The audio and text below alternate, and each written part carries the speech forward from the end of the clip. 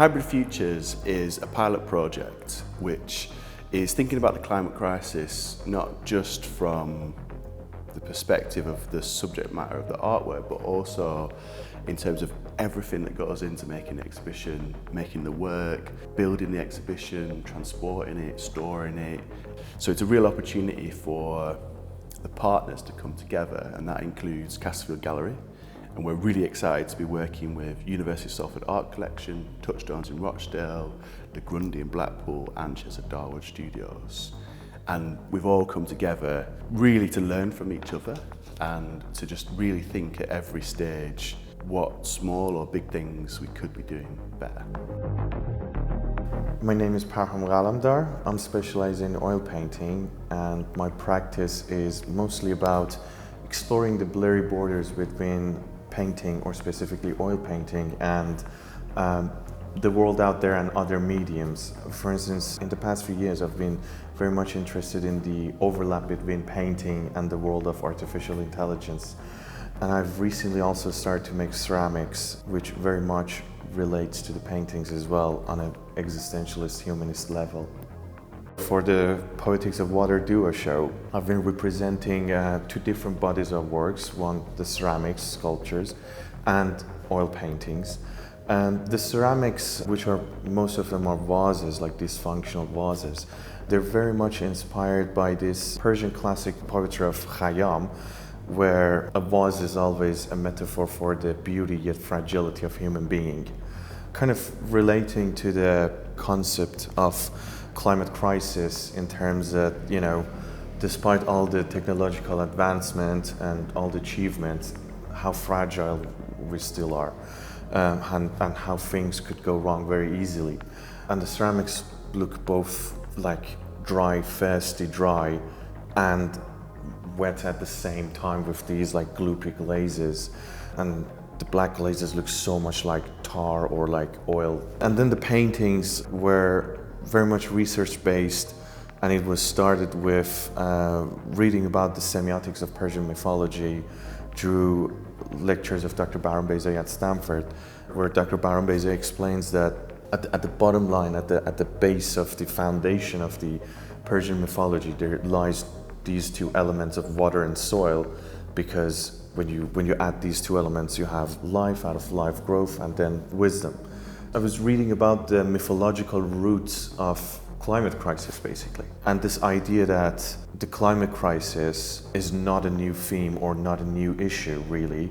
It always existed. It's just the scale that is very new now. The scale of it is very extreme, and it could end up with extinction, basically. I think the role of the artist in response to the climate crisis is no different to the role of the artist in responding to any other field or concept or meaning. I think it's to kind of examine the hierarchy and criticize from a place of love, not a place of destruction, but from a place of love, examine and criticize what the society is doing right or wrong. The Hybrid Futures project was this amazing multi-dimensional, really multi-layered long-term project with professional development, mentorship. It enabled me to interact with topics which were out of my comfort zone, or I wasn't really thinking about, kind of pushing myself to read further about my own carbon footprint and be more conscious and be more careful about the decisions that I make in the studio producing works. I like to work with installation. When I was younger, I was really obsessed with doing collages, and I think it's because I like bringing in lots of different elements and materials, and I see installation work as kind of a 3D collage where you can bring in multiple perspectives, multiple materials and layers. I also work very collaboratively, so my practice involves lots of workshops and public interaction as well. The work in this exhibition is primarily focused with rain, and this project came about at the start of 2022 when there had been a drought in Morocco, as there is every year and is getting worse and worse every year. We were on the rooftop doing this cyanotype workshop and it started to rain.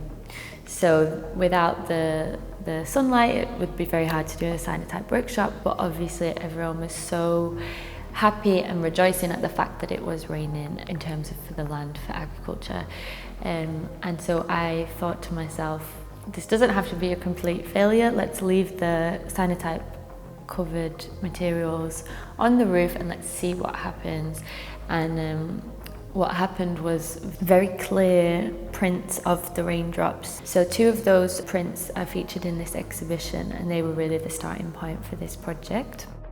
So then I decided to do some more research and experimentation, also in Marrakesh. Unfortunately, even though it was later in the year, it was October, there still wasn't any rain, and so we decided to instead experiment with river prints. And these prints I then digitized and worked with an animation artist called Linez to create an animation in response to a sound piece that I also made. So sound is very important within my work. I find it a medium which is very direct and very emotive. If no water anymore, it will be dissipated. The sound will move freely. So it's really important to centre the voices of people within the global south. This is because for me there's no tackling of the climate crisis without recognition of climate injustice and racial justice.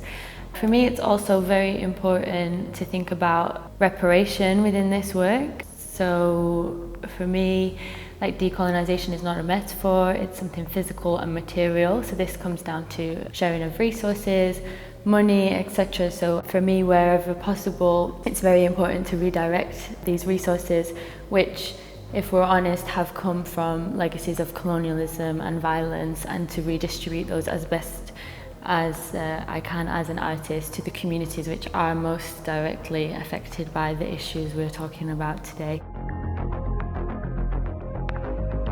Hybrid Futures has been a really great project because of the space and time it has given. So we started talking maybe over a year ago, and so it's really allowed time for a project to breathe, for the research to really go in ways that wouldn't have happened if there was like a tight deadline.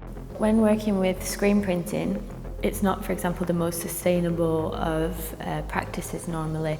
So I really did a lot of research into how to improve the practice. It's really opened up ways not just for me to learn new things, but also the technician I worked with to learn new things. And I think in terms of a legacy of a project, that's something which maybe I haven't had before.